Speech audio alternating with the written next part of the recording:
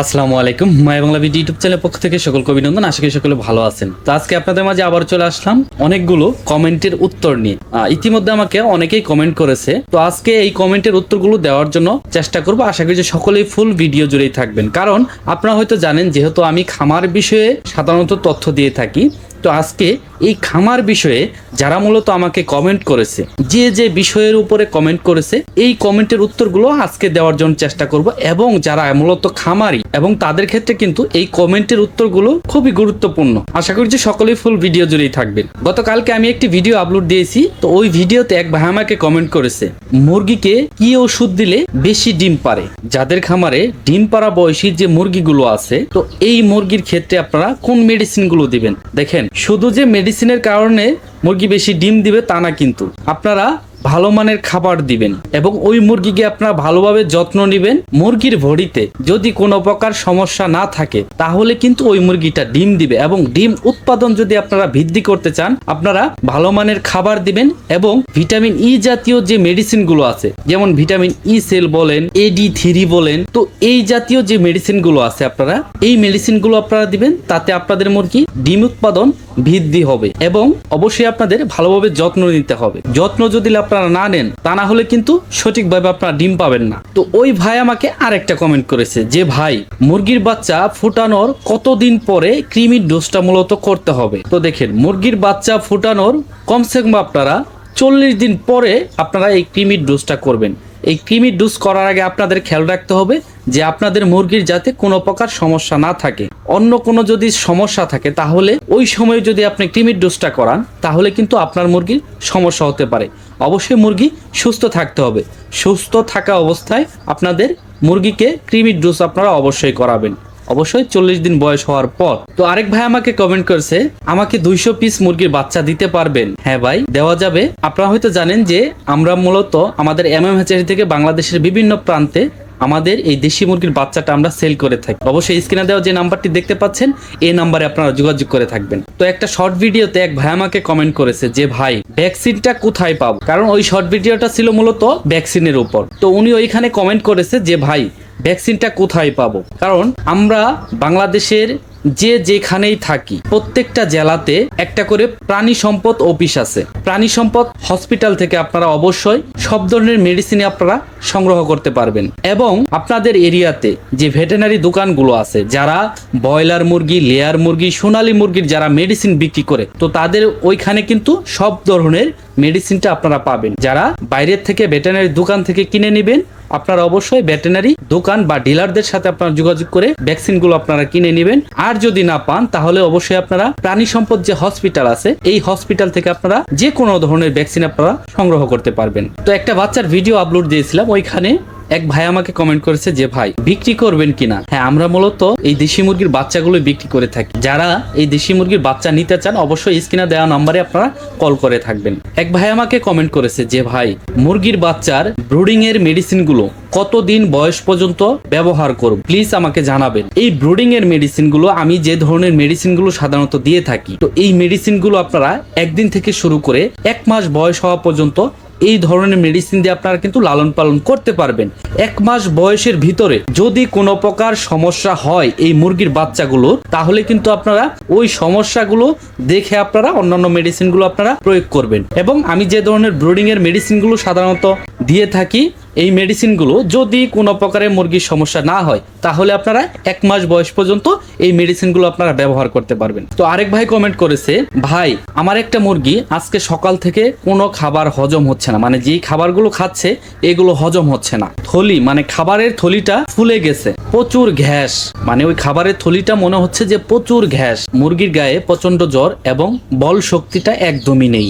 চুনা পায়খানা করছে এবং সাথে রক্ত আমাশা আছে। এবং মুরগির বয়সটা হচ্ছে 5 থেকে 6 মাস।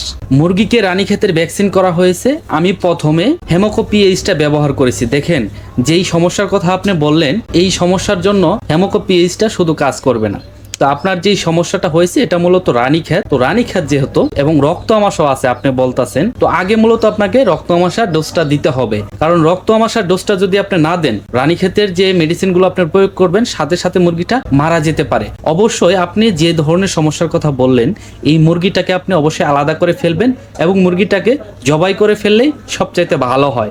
আর যদি আপনার, যেহেতু আপনি উল্লেখ করেছেন আপনার মুরগিটা খুবই শখের মুরগি, তো সেক্ষেত্রে আপনি অবশ্যই প্রথমে রক্ত আমাশার ডোজগুলো করবেন। ESB30, রেনাকে এবং হচ্ছে ফার্স্টবেট, এই 3টা মেডিসিন দিয়ে আপনি রক্ত আমাশার ডোজটা করবেন। তো এই 3টা মেডিসিন আপনি কিভাবে ব্যবহার করবেন? এই 3টা মেডিসিন আপনি অবশ্যই ESB30 প্রতি লিটারে 1 গ্রাম এবং রেনাকেটা হচ্ছে 5 লিটারে 1 গ্রাম দিবেন। ফার্স্টবেট প্রতি লিটারে 1 গ্রাম, এটা হচ্ছে মূলত রক্ত আমাশার ডোজ। এবং হচ্ছে এই ডোজটা কমপ্লিট হয়ে যাবে, আপনার মুরগির রক্ত আমাশা ভালো হয়ে যাবে, তারপরে আপনি রানীক্ষেতের যে চিকিৎসাটা আছে, তো এই চিকিৎসাটা আপনি নেবেন। রানীক্ষেতের চিকিৎসাটা আপনি কিভাবে নেবেন?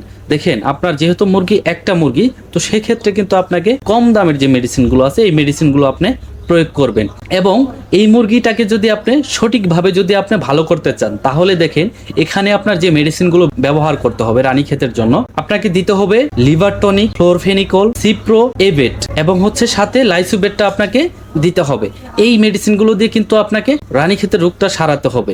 এবং আপনি যে ধরনের সমস্যার কথা এখানে উল্লেখ করেছেন, অবশ্যই একটা মুরগি যেহেতু, এই মুরগিটাকে আপনি জবাই করে ফেলেন, এটাই সবচাইতে কিন্তু ভালো হয়। এবং আপনার খামারে যদি আরো অনেক মুরগি থাকে, ওই মুরগিগুলোর যদি এরকম সিমটম মনে হয়, তো সেই ক্ষেত্রে আপনি অবশ্যই আমি যে মেডিসিনগুলোর কথা বললাম এই মেডিসিনগুলো এনে আপনি ব্যবহার করতে পারেন। আপনি যদি না বোঝেন, স্ক্রিনে দেওয়া যে নাম্বারটি আছে এই নাম্বারে আপনি যোগাযোগ করবেন। তো একটা শর্ট ভিডিওতে এক ভাই আমাকে কমেন্ট করেছে যে ভাই ফুল ভিডিওটা দিলে উপকৃত হতাম। তো দেখেন, আমি যেই শর্ট ভিডিওটা মূলত দিয়েছিলাম যে আমি কোন কোন ধরনের মেডিসিনগুলো আমার বাড়িতে রাখি, এই নিয়ে কিন্তু আমার চ্যানেলে ফুল ভিডিও দেওয়া আছে। আপনি ভিডিও অপশনে গিয়ে অবশ্যই নিচ দিকে চলে আসবেন, ফুল ভিডিওটা আপনি পেয়ে যাবেন। আরেক ভাই আমাকে কমেন্ট করেছে, ভাই দেশি মুরগির বাচ্চার দাম কত? দেখেন, এই দেশি মুরগির বাচ্চাটা কিন্তু এক এক সময় এক এক ধরনের রেট হয় সাধারণত। এখন আমাদের হ্যাচারিতে এই দেশি মুরগির বাচ্চার দাম হচ্ছে প্রতি পিস বাচ্চার দাম যদি আমরা পাঠিয়ে দিই, পরিবহনের মাধ্যমে পাঠিয়ে দিই, তাহলে সেক্ষেত্রে 38 টাকা পিস। এবং যারা আমাদের এখানে এসে এই বাচ্চাগুলো নিতে চান তাদের ক্ষেত্রে হচ্ছে 36 টাকা পিস। অবশ্যই আপনারা স্ক্রিনে দেওয়া নাম্বারে আপনারা যোগাযোগ করবেন। তো রানীক্ষেতের একটি ভ্যাকসিনের একটি শর্ট ভিডিও আমি দিয়েছিলাম, তো ওইখানে এক ভাই আমাকে কমেন্ট করেছে যে ভাই এটা কিসের ভ্যাকসিন? তো ওইটা মূলত রানীক্ষেত রোগের ভ্যাকসিন, ভিডিওতে সম্পূর্ণ উল্লেখ করা আছে। এক ভাই আমাকে কমেন্ট করেছে যে ভাই বাচ্চাটা যে আপনারা দূরে, অনেক দূরে আপনারা পাঠিয়ে দেন, তো সেক্ষেত্রে বাচ্চা কি মারা যায় না? দেখেন, আমাদের এখান থেকে আমাদের জামালপুর থেকে বাংলাদেশের যেই ডিস্ট্রিক্টে বা জেলাতে সাধারণত বাস এই পরিবহনটা চলাচল আছে, তো সব জেলাতেই কিন্তু আমরা সাধারণত বাচ্চাগুলো দিয়ে থাকি। তো এরকম কোনো সমস্যা হয় না যদি কোনো ধরনের দুর্ঘটনা না হয়। এবং ওই ভাই আমাকে কমেন্ট করেছে যে আপনার বাসা জামালপুরে কোন জায়গায়? ময়মনসিংহ বিভাগ, জামালপুর জেলা, তিতপল্লা ইউনিয়ন, কাষ্টসিংহা, আনন্দবাজার, এখানে হচ্ছে আমাদের মূলত হ্যাচারিটা। যারা যারা আসতে চান অবশ্যই আপনারা স্ক্রিনে যে নাম্বারটি দেখতে পাচ্ছেন এই নাম্বারে যোগাযোগ করে সরাসরি আমাদের এখানে এসে বাচ্চা নিয়ে যেতে পারবেন। দেখেন, ভ্যাকসিনের একটা ভিডিও দিয়েছিলাম, ওই ভিডিওতে এক ভাই আমাকে কমেন্ট করেছে যে ভাই একবার ব্যবহার করার পর ভ্যাকসিনটা আবার কি প্রয়োগ করা যাবে কিনা? না, মূলত এটা করা যাবে না।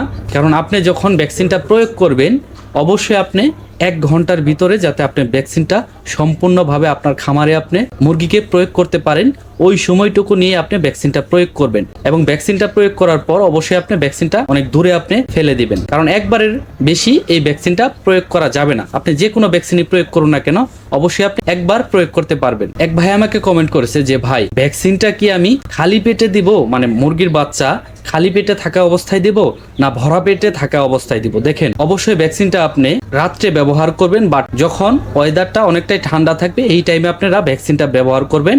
এবং খালি পেট এবং ভরা পেট আপনার যখন ইচ্ছে আপনি ভ্যাকসিনটা প্রয়োগ করতে পারেন, কোনো ধরনের সমস্যা নাই। তো সবচাইতে ভালো ভরা পেটেই প্রয়োগ করলে ভালো হয়। তো আমার বাড়িতে আমি যে ধরনের মেডিসিন রাখি এ নিয়ে একটি ভিডিও করেছিলাম, তো এক ভাই আমাকে কমেন্টে বলেছে যে ভাই এই মেডিসিনগুলো আমিও আমার বাড়িতে রাখি। আরেক ভাই আমাকে কমেন্ট করছে যে ভাই 100 দেশি মুরগির বাচ্চা দিনাজপুরে বীরগঞ্জে দিতে পারবেন কিনা? হ্যাঁ ভাই, দিনাজপুর বীরগঞ্জে আমরা আমাদের এমএমএচের দেশি মুরগির বাচ্চাগুলো সাধারণত পাঠিয়ে থাকি বাসের মাধ্যমে। আরেক ভাই আমাকে কমেন্ট করেছে আমি মূলত নতুন, তাই ভাইয়ের ভিডিওগুলো দেখে থাকি। তো এক ভাই আমাকে কমেন্ট করছে, ভাই আগে একটা বাচ্চাও বাঁচতো না, এখন সবগুলো বাচ্চাই টিকে যায়। তো এই যে আপনাদের ভালোবাসাটা, কারণ আমার ভিডিও দেখে আপনারা আপনাদের খামারে আপনাদের বাড়ির মুরগিগুলোকে আপনারা সুস্থ রাখতে পারেন। তো এই যে আপনারা কমেন্টের মাধ্যমে এই ভালোবাসাটা আপনারা আমাকে দিয়েছেন, তো এটাই কিন্তু অনেক। কারণ এতটুকু ভালো লাগে যে আমি যেভাবে মুরগি পালন করতে বলি আপনারা ওইভাবে মুরগি পালন করে আপনারা সফল হচ্ছেন, এটাই অনেকটা বড় পাওয়া। তো আশা করি যারা খামার বিষয়ে তথ্য পেতে চান তারা অবশ্যই স্ক্রিনে দেওয়া নাম্বারে আপনারা কল করে থাকবেন